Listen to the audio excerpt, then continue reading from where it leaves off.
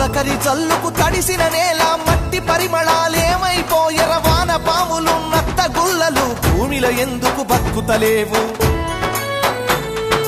పత్తి మందుల కత్తర వాసన రాయి పంట పొలాలల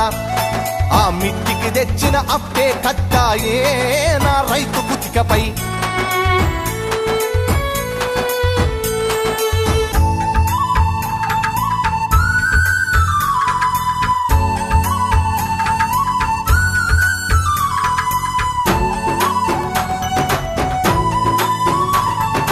హరిశ్చంద్రపజ నాటకాల పంతులారు మోనియం చెదలు పట్టినది యక్షగానము నేర్పే పంతులు ఉప్పరి పనిలో తట్టబట్టినడు